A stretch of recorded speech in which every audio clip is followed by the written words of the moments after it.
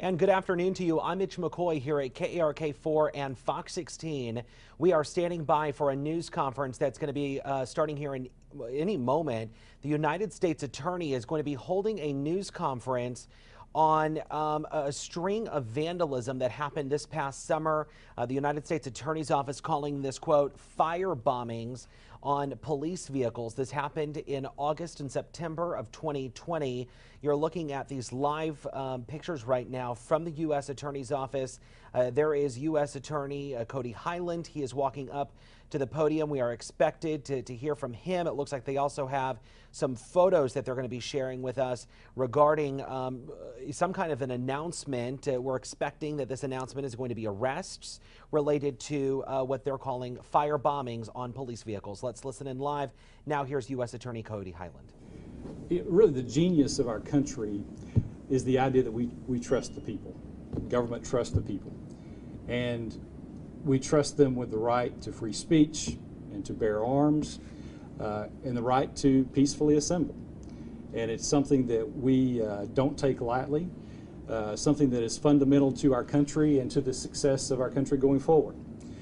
But over the last year, we have seen an increase, an escalation in violence against our law enforcement community across the country this year. And look, where law enforcement officers have been found to violate the public trust that they hold, our job is to hold them accountable. But where law enforcement officers have done their job and they receive unfair criticism, our job is to have their back. And make no mistake, when law enforcement officers or their property are targeted for violence, this office will employ the full resources of the federal government to bring those responsible to justice. And we will prosecute them to the fullest extent of the law. And so to that end, today we announced the results of a federal investigation, some really good law enforcement work by our federal agencies, ATF, our local partners, as always, Arkansas State Police, North Little Rock Police Department, Little Rock Police Department, in bringing folks into custody this morning. Federal investigation has resulted today in charges against 4 people for their alleged involvement in fire bombings of police vehicles in Little Rock and North Little Rock on August of 2020. The charges in today's unsealed complaint include malicious destruction of property belonging to an entity receiving federal funding, conspiracy to commit those acts, and possession of a destructive device. According to the criminal complaint, which you all will get a copy of at the end of this briefing, on December 14th, 2020, numerous incidents of vandalism occurred after protests were held at local police stations earlier this year. On August 25th, 2020, a large group of protesters held a demonstration at the Little Rock Police Department 12th Street substation. The following morning, officers arrived for duty noticed that several police vehicles in their parking lot had punctured tires. Officers also saw 2 green glass bottles with fluid inside that smelled like gasoline. The bottles were examined and found to be consistent with improvised incendiary devices, commonly referred to as Molotov cocktails. A Molotov cocktail is made by using a container filled with an ignitable liquid and placing a wick in the opening of the container. If the Molotov cocktail functions as designed, the container will break, spreading the liquid, which will then light, that's being lit by the flaming wick. According to the complaint, we have surveillance footage that reflected 2 individuals moving in the parking lot after the protest, and a flaming object can be observed being launched into the parking lot area. Cooperating witnesses stated that the Molotov cocktails were assembled at one of the 4 people that were arrested today. The complaint states that on August 28th, 2020, Arkansas State Police vehicle was vandalized and burned while stored in a fenced parking lot at the Arkansas State Police headquarters in Little Rock. And if you'll notice over here, we have blown up a still photo of a video that was taken, and it's a little bit hard to see, but that's actually the zenith of the explosion, and then the aftermath of what happened there. They actually cut through a fence, came into the parking lot, and threw the Molotov cocktail into the state police vehicle. And the way that the vehicles were parked, Colonel, we're probably lucky that we didn't have more than just the one that were burned. Including, in addition to that, surveillance video shows that 3 people entered the vehicle storage area wearing dark clothing and backpacks. The video shows them bending down into motion consistent with slashing vehicle tires, as well as throwing the lighted object into the police vehicle. The complaint states that the witnesses informed law enforcement that the 4 individuals arrested today were responsible for the incident. Federal search warrants were executed to obtain the locations of their cell phones, and cell site data confirmed that their cell phones were in the location of the Arkansas State Police headquarters on August 28, 2020 at the time of the incident. I think it is important that we recognize, again, the role that law enforcement plays in our society, the risk that they take, the duty to protect and to serve us. And in this district, we will not tolerate law enforcement officers being targeted with criminal acts. Peaceful protests are protected by the Constitution and encouraged, and we want that to happen if somebody feels like they want to do that and exercise their rights. But when you cross the line and you see an escalation in targeting and the level of violence related to law enforcement, there has to be a hard stop. And that's what this is today. If you target law enforcement in the Eastern District of Arkansas with violent acts, you will be prosecuted to the fullest extent of the law. And so that's what we're here to announce today. I think it's important to remember anytime we do this that people that are charged with a crime are innocent until proven guilty, and we have a process to follow. They're entitled to due process.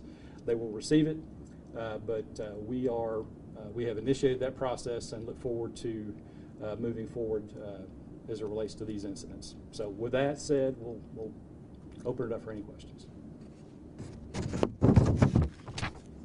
the case of the firebombing of the North Little Rock police vehicle, Sheriff Benjamin Lagama was indicted in October. I believe the prosecutor attempted to have him held without bail. Are prosecutors for these 4 individuals? You're watching a news conference where the U.S. Attorney's just announced charges in what he's calling fire bombings on numerous police vehicles.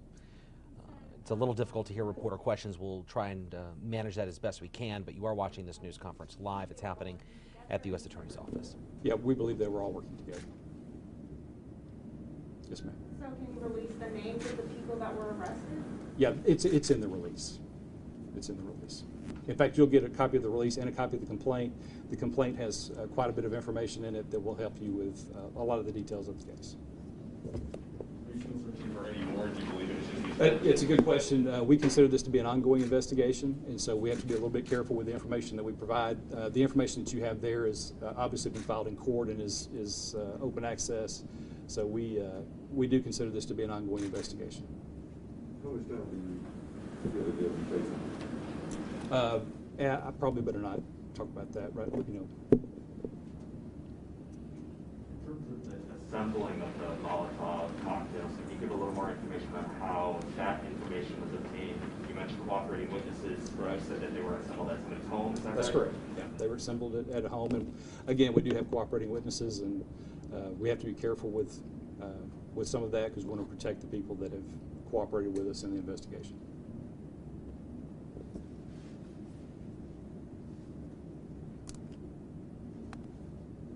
Anybody else?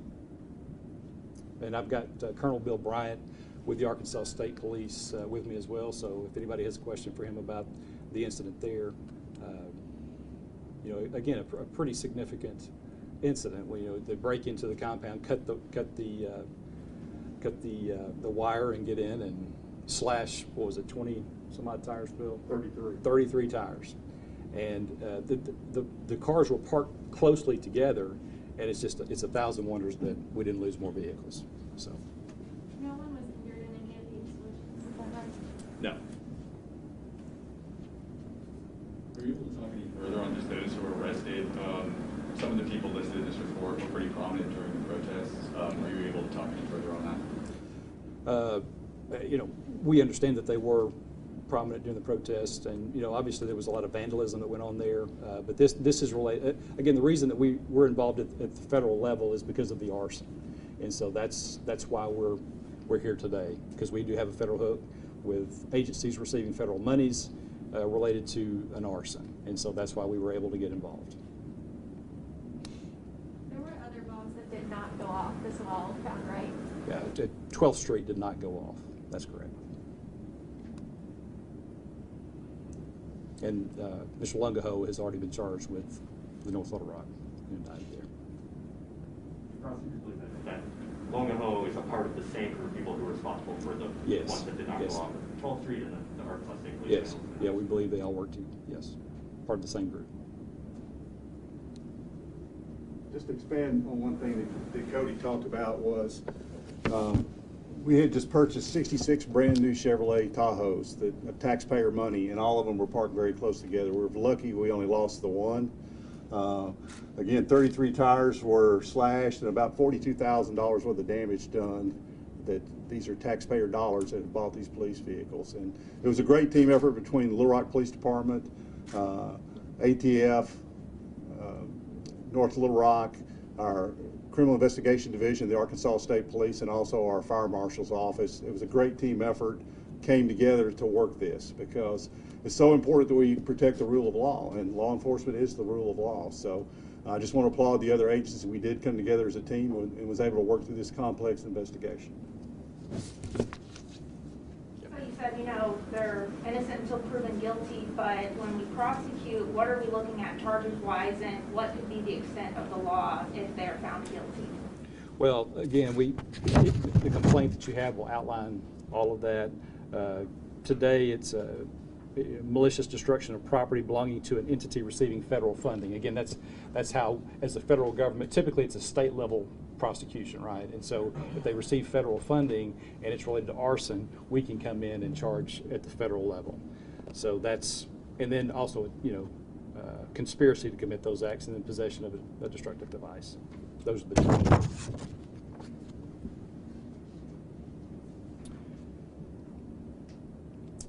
Anybody else? And if you've got questions about, when you read through the complaint, if you've got questions that you'd like to follow up with, you can call our office. Allison Bragg is our PIO. We'd be happy to help you to the extent we can. So, all right. All right. I appreciate you coming. Thank you.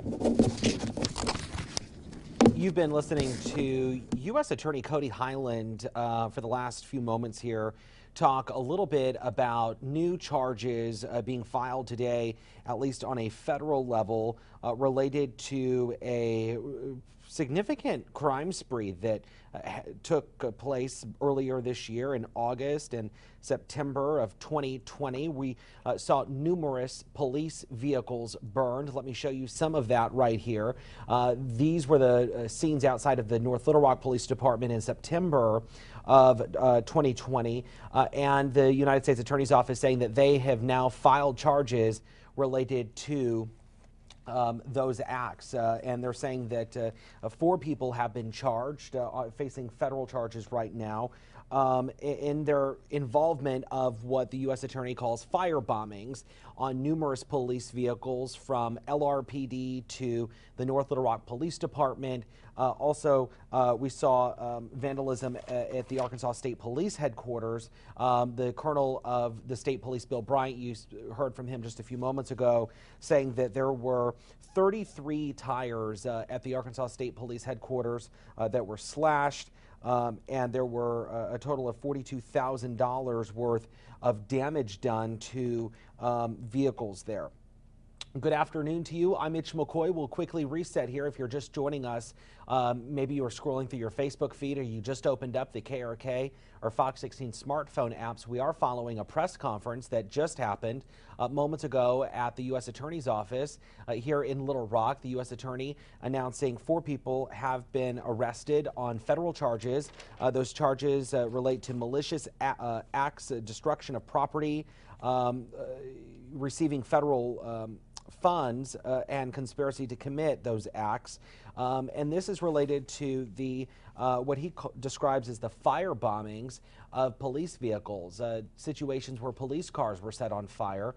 We also saw an incident earlier this year where a Molotov cocktail was found outside the 12th Street Police substation. Turns out that Molotov cocktail never went off. Those were all of those acts that we're now seeing federal charges today. The one thing that we did not hear from just yet, in our reporter Hunter Hoagland is there. He's working on getting a complaint that was filed today that will outline the names of the individuals that are now facing those charges. But it will be interesting to see who those individuals are. And where they reside. We did hear from U.S. Attorney Cody Highland. He said that a lot of these individuals were prominent people inside of the protests earlier this year in the city of Little Rock and the surrounding area. So it will be interesting to see who those individuals are, and again, go into more detail on some of those charges. But Cody Highland, the U.S. Attorney, did say that they were prominent in the protests and that the feds were involved because this did turn into an arson investigation. That is what we know. That is what we learned from the news conference held moments ago at the U.S. Attorney's office here in Little Rock. We will have much more on this story beginning at 4 p.m. on KARK, and then, of course, Fox 16 News at 5:30. We have breaking news as it happens all day long right here on the device that you're watching. For now, I'm Mitch McCoy. I hope you have a good afternoon.